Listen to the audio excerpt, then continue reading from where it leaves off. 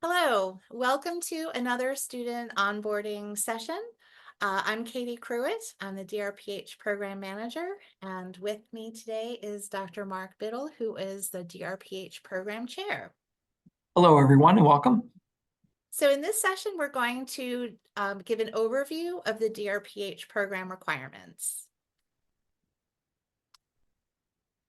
So we'll talk about the prerequisite coursework. We'll review the foundational requirements for the program. We'll touch on the concentration requirements, the practicum, and then the dissertation. So first, the prerequisite coursework for the DrPH program are courses in biostatistics and epidemiology. You will have successfully completed the statistical reasoning 1 and 2 coursework or statistical methods 1 to satisfy the biostatistics requirement. Those are the Bloomberg School of Public Health courses that meet that requirement. If you've completed those courses within the last 5 years with a B grade or higher, then you have satisfied those requirements. For epidemiology, the Bloomberg School of Public Health course that meets that requirement is Epidemiologic Inference 1. Now, it's possible for students to have completed similar courses at CEPH accredited schools or programs of public health within the last 5 years to meet those requirements. If you fall in this category, then a waiver exam will be required to demonstrate the competency in those areas. If you've completed previous coursework more than 5 years ago and you have relevant, significant professional experience, you may be also able to then take a waiver exam to demonstrate those competencies. The prerequisite review process, it starts with students submitting their prerequisite fulfillment form, along with any supporting documentation such as transcripts, course syllabi, resumes, or CVs by September 1st. The DrPH program office will review this and then notify students of the determination if you're approved to take a waiver exam or not. Then you'll also be notified with a sign-up sheet for the waiver exams. If you are not approved to take the waiver exam, or if you don't pass the waiver exam, then you will be required to take the corresponding courses at the Bloomberg School of Public Health after you've matriculated. These credits will not count towards the DrPH program degree requirements. If you know you have not completed the prerequisite coursework, then we strongly recommend you take the prerequisite coursework or start the prerequisite coursework in the Summer Institute. We have sent information out to students about the courses in the Summer Institute, but there's also information, there's another onboarding video on the waiver exams and course substitutions that goes into much greater detail about these prerequisites. So I also want to encourage you also to review the DrPH handbook, which also outlines these requirements and processes. So the foundational requirements are outlined also in detail in your DrPH program handbook. Foundational coursework, students complete a minimum of 30 credits and is broken down into different areas. There's the data analysis series, which is a 6-credit minimum. And you select which sequence you would like to complete. There's the quantitative method sequence, and then you select either statistical reasoning coursework or statistical methods coursework to complete that sequence.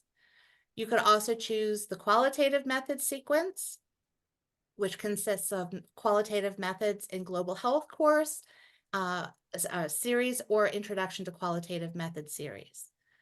Then there's the mixed methods sequence, which contains coursework in both the quantitative and qualitative sequence, as well as a required mixed methods course. These specific courses are outlined in your DrPH handbook. Then there's a professional skills requirement consisting of 11 credits of coursework, and they're in the communication area, leadership, teaching and learning, and strategic planning. For communication and leadership, you have selective course options. There are different courses that you could take to fulfill this requirement depending on your interests. Teaching and learning, there is one course that fulfills this requirement, same with strategic planning. Then there are problem-solving seminars. These are 12 credits worth of courses that you take in terms 1 through 4 of your first year. So each term you will be selecting which problem-solving seminar course you're interested in taking. Of the options, one of the courses that you select must satisfy the environment, ecosystems, and globalization requirement. The courses that meet the EEG requirement are outlined in your handbook.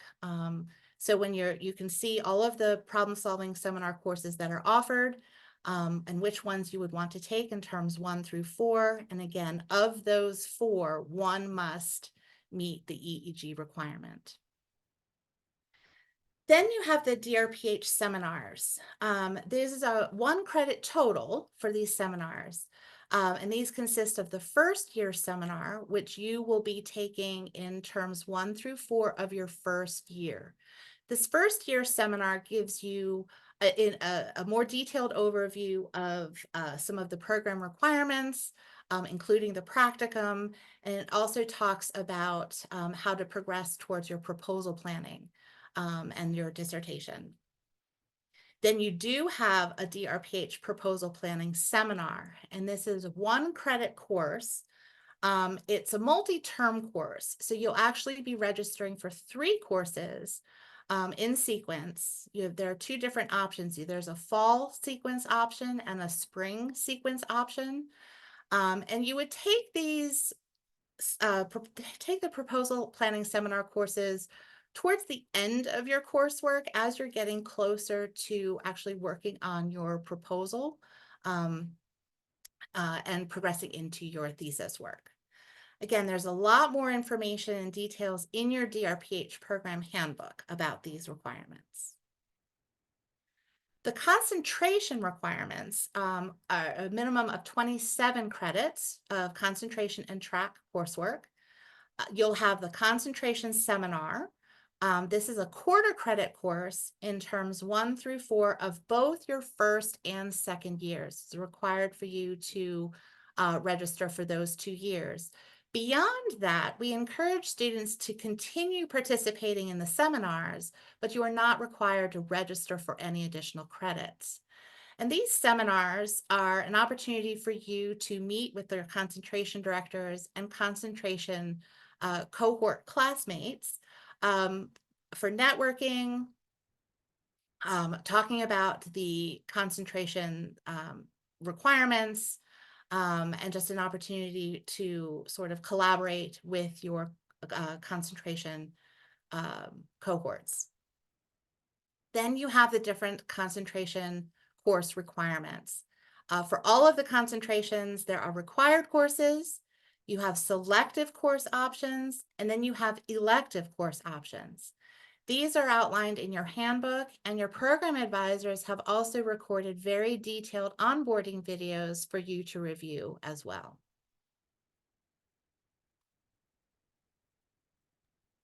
Okay, so it's my turn. I'm going to talk about the applied practice experience. We refer to it as the practicum. The practicum is a required part of our program and is really meant for you to develop additional leadership and applied practice skills in a practice-oriented setting. You are expected to complete your practicum before you take your school-wide preliminary oral exam. So in other words, you have about 5 years to do it from the time you enter the program.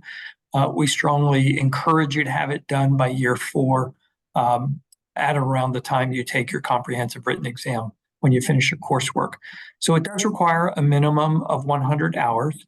This is not meant to be a research project insofar as you are writing a paper. This is really meant to be an applied activity. So what we're looking for, and most people complete this in their workplace, but to the extent that you may not be working at the moment, this can be done with a local community-based organization. It can be done with any organization with which you may have some contact, or again, with your faculty advisor, identify a location for your practicum. But the intent is that it be at least a minimum of 100 hours, that it really be a hands-on applied activity where you're tackling a real-world problem.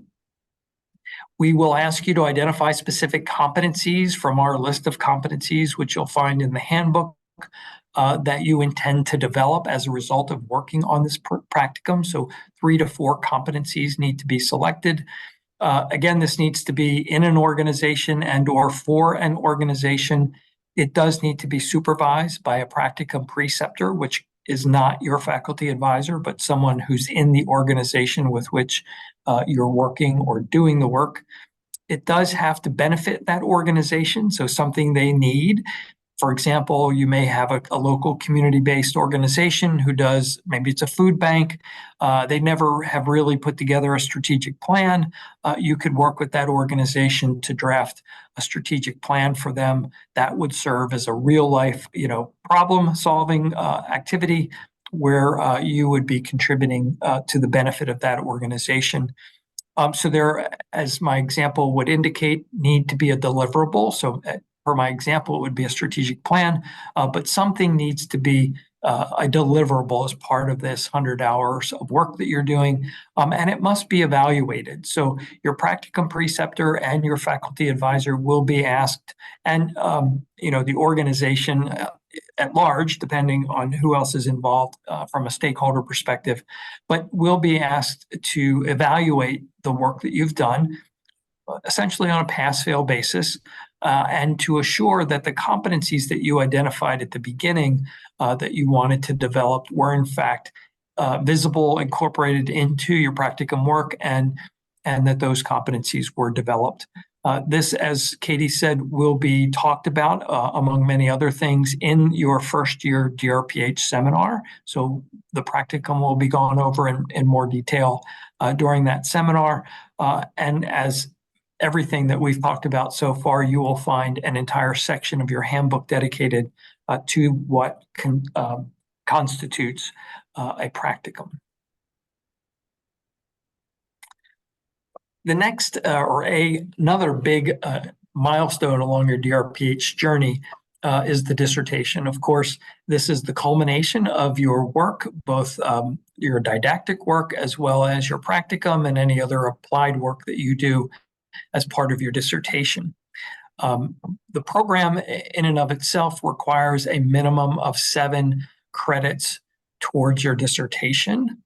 So we have credits that you obviously will accumulate by taking your coursework in the foundational component. You'll have credits that you accumulate by virtue of your concentration work or your track work. This then sits on top of that. So it's a minimum of 7 credits. We typically break it down into proposal development and dissertation research.